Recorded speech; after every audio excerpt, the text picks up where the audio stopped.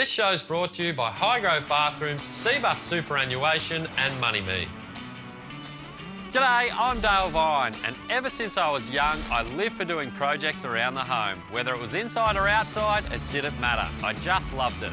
So join me each week as I share my knowledge of DIYing and pass on all the tips and tricks to make your next project a divine one. Welcome to DVine Living.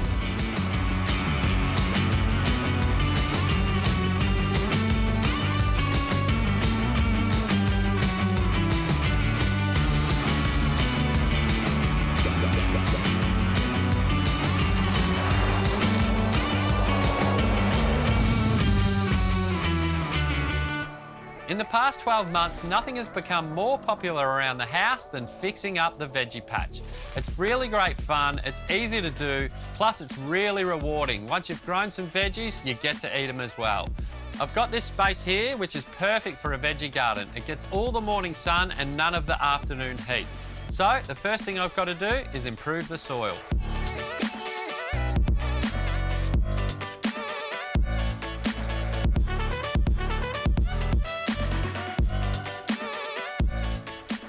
The organic-based plant food pellets are now on top of the soil, so I've got to mix them in.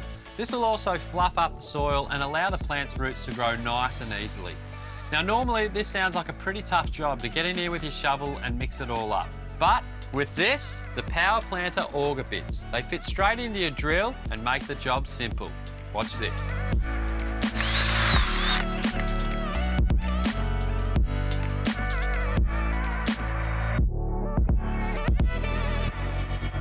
Very, very important that the drill is set to slow speed and that it's set to screwdriver mode. This will protect you from twisting if you hit a rock or a root. And always remember, just continue to check your chuck is nice and tight.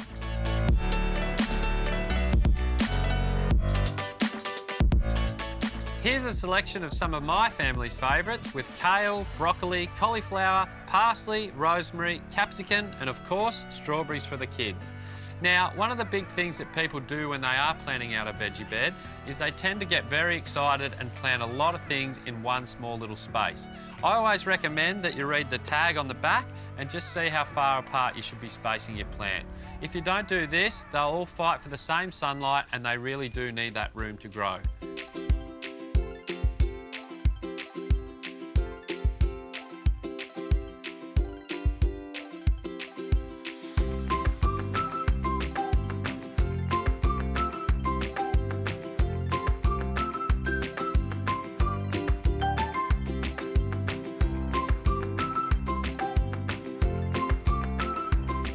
It's really important when you are planning out your veggie patch to tier them down in height order.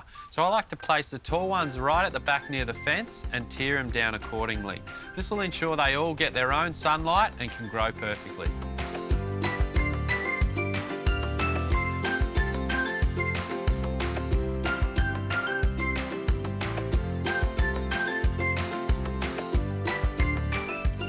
Power planter augers are similar to post hole diggers, but mainly used for cultivating garden beds, whereas a post hole digger creates a hard-sided hole and you end up with root-bound plants as they can't penetrate the surrounding soil. Another handy trick if your ground is bone-dry clay and your power planter is just scraping dust and not biting in, is to add a trickly hose to get some moisture back in as you dig.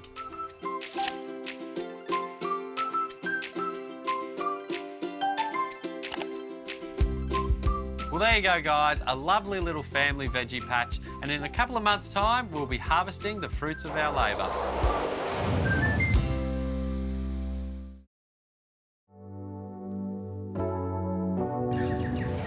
G'day guys, there's a lot of ways that you can make your house feel homely, and one of the best ways of doing that is through artwork. Now I'm at my own home here today, so come inside and meet Sophie and Dulcie and I'll show you some of our beautiful art pieces.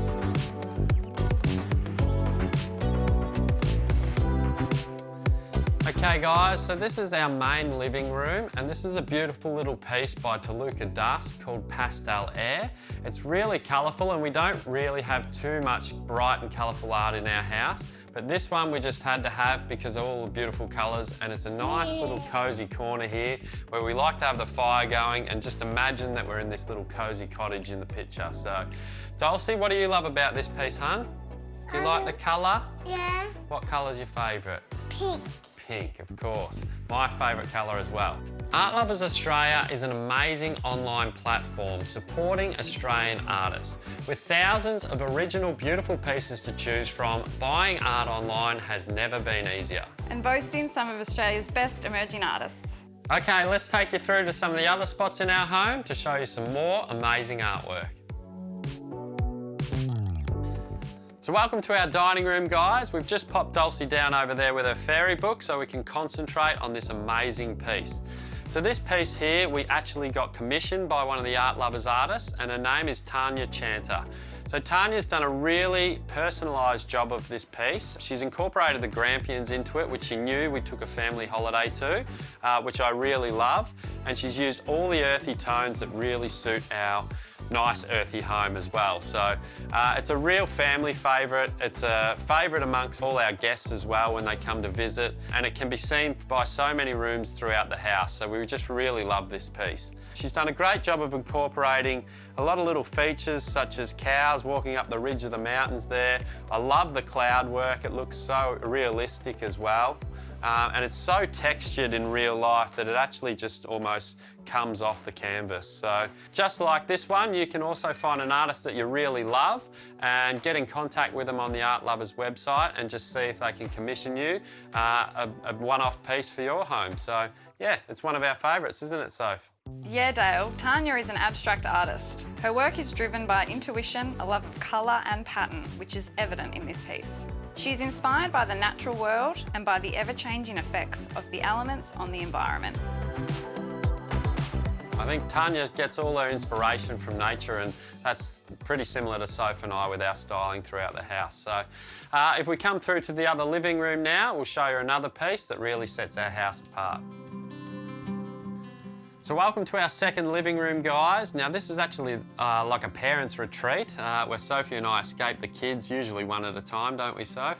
And this is a nice piece because it actually complements the fireplace underneath. It's really calming, which is what we want this room to be amongst the chaos, and it's by an artist called Sabina D'Antonio.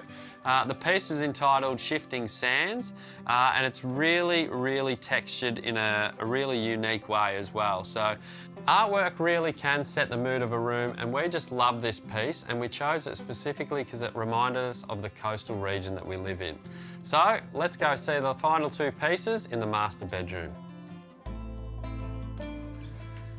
Okay guys, welcome to the final room, which is actually the master bedroom.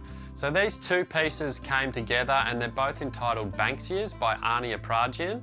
Now, we really loved these pieces as soon as we saw them online, but one of the great features in finding these pieces on the Art Lovers Australia website is the filters that they have to incorporate into your search. So I actually entered in nature into the filter, and these two popped up amongst the ones that they provided. So as soon as I saw them, I knew we had to have them. They really fit in with the neutral tone and style of our whole house. Sophie's found some bedding that actually matches the colours in the pictures very easily, so it's all worked out perfectly. When you are choosing art, it's great to always incorporate your own unique style and taste, and that's going to make your house look and feel homely the way you want it to. So we're thrilled with these pieces. Being a landscaper myself, Banksias are something I really love, a beautiful native plant, and yeah, it's tied our whole bedroom together, which we really like. Well, there you go, guys. That's our home and that's our art. For you to find the perfect art piece for your own home, go to artloversaustralia.com.au and support some amazing Australian artists. Well, we'll see you after the break. Just before we go to the break, Stanley are giving away a Stanley FatMax V20 Renovators Pack valued at $5,000.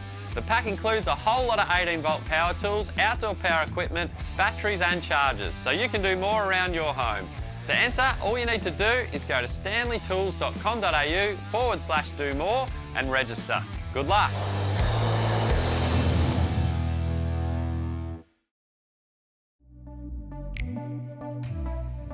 Today, I find myself here in Rosebud West on the Mornington Peninsula. I've had an email from a fellow landscaper, Steve, whose bathroom's in need of a bit of a refresh. Well, let's go meet him and have a look.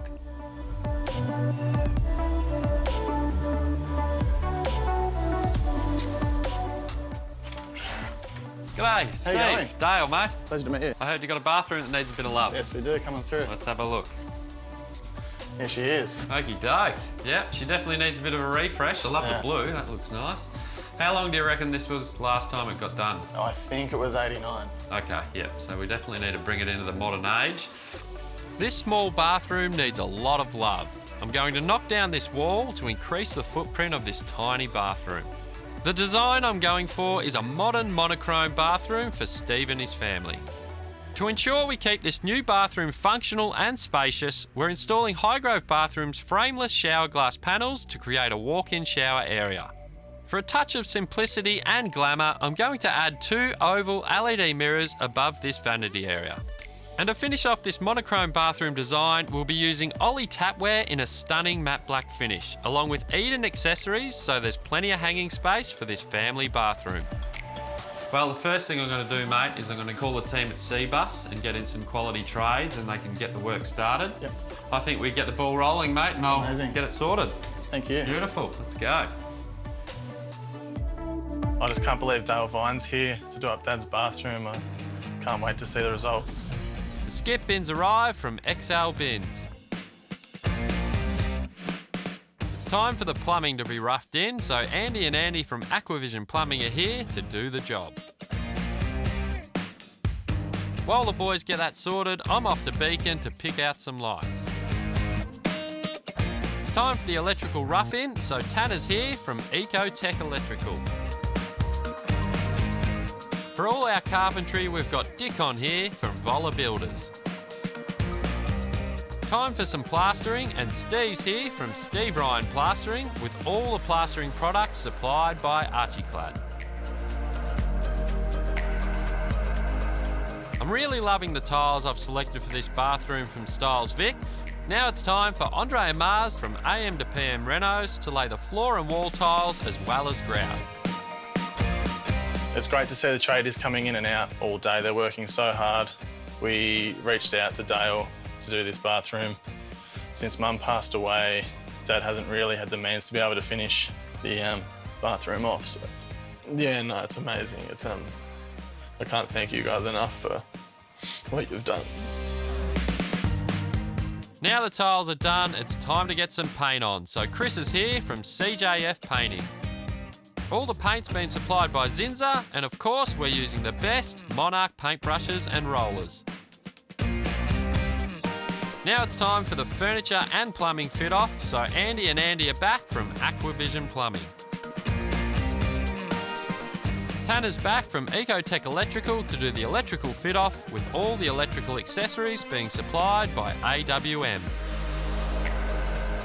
I think this bathroom's turned out fantastic, and I'm sure Steve is gonna be a fan. Yeah, no, from seeing the bathroom, it's come up absolutely amazing. All the fittings that have been used, there's been no expense spared in there. I'd like to thank Highgrove Bathrooms, Beacon Lighting, Cbus, and also a huge thank you to Dale for his contribution to this. It's, yeah, made Dad so happy.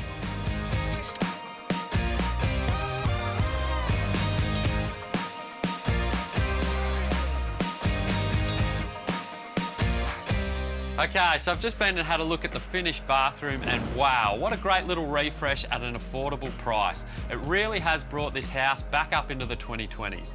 So a big thanks goes out again to the teams at Highgrove Bathrooms, Cbus Super, Styles Tiles, and of course Beacon Lighting, and we'll see you after the break. Before we go to the break, our friends at Money Me are giving you the chance to win a $5,000 renovation Kickstarter, so you can get stuck into that reno project. To enter, all you need to do is go to moneymee.com.au/DVine Living, enter your details, and the lucky winner will be announced via our Facebook page at the end of the series. Best of luck.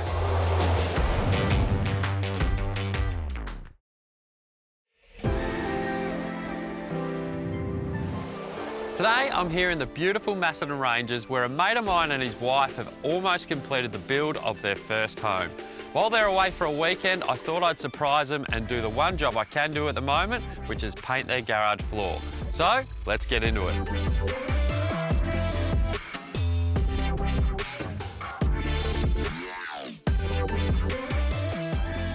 For this project, I'm going to be using the Rust-Oleum Epoxy Shield Garage Floor Coating Kit. Now this is a two-part process, and just like any paint job, preparation is key. The first part is to make sure that your concrete slab has been cured for at least 28 days. This one has, so we can get onto the etching. Now the etching process is just going to make sure that this is all clean and the surface is really adhesive for the top coat. The first step of the etching process is to lightly wet up your floors. Now a quick tip when doing this is always be careful around the edges because you don't want to be wetting up your plaster walls.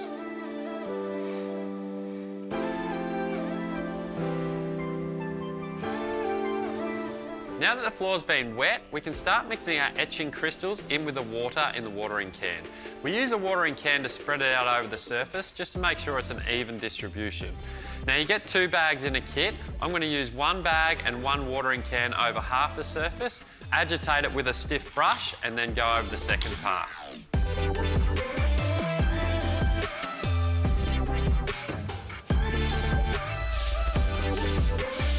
Now because most concrete garage floors are a really smooth finish, this etching solution being slightly acidic just allows the pores of the concrete to open up and it'll give it a little rough finish. And that's just going to allow for the top epoxy coat to adhere to the floor.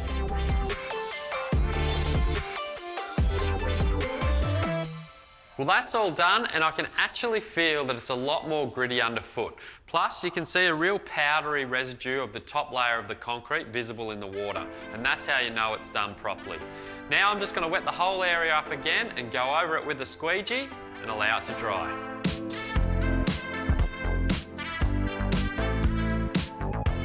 So that's all squeegeed off now. I'm just going to let that thoroughly dry out before I come back and put on the epoxy coat.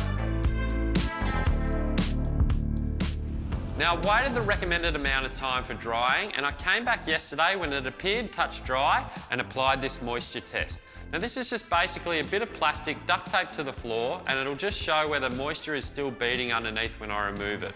I'm just going to peel that up now and you can see that's bone dry. But if there was moisture beaded underneath, you'd have to wait a bit longer before you can coat.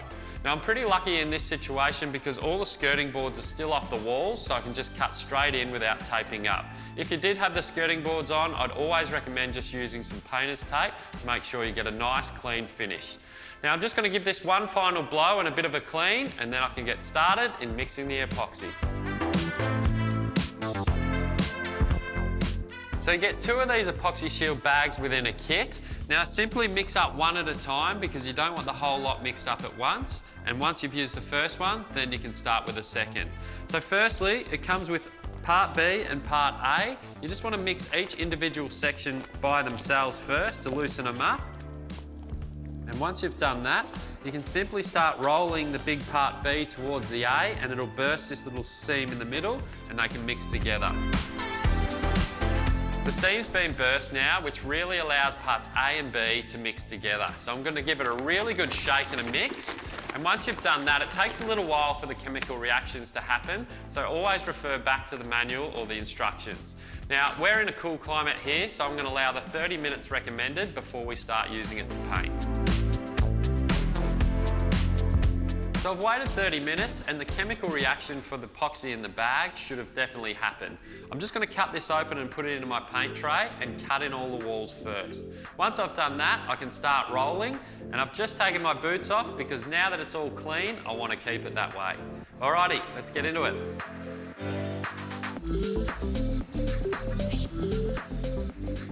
Just a little tip for applying the epoxy shield in different temperature zones. If you're in a temperature zone between 16 and 21 degrees, for best results, paint mid-afternoon after 1 p.m. If your zone's between 22 and 29 degrees, for best results, paint early morning before 9 a.m. A good rule of thumb is to use a 10mm nap roller cover and 2 30mm roller frame to apply coating evenly to the floor in 2 square metre sections. Keep a wet edge to prevent lap marks or gloss differences. Only one coat is necessary, and remember to use the product within the pot life indicated, or gloss and colour may appear uneven. Temperature and humidity may affect the drying times. The surface should be ready for light foot traffic in 12 to 16 hours and normal foot traffic in 24 to 48 hours. And finally, for full cure and vehicle traffic, please allow 3 days.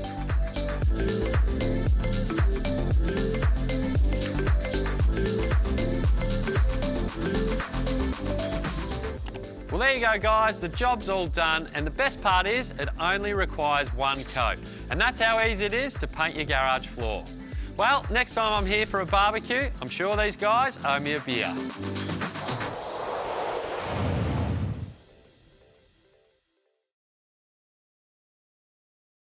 That is some great advice.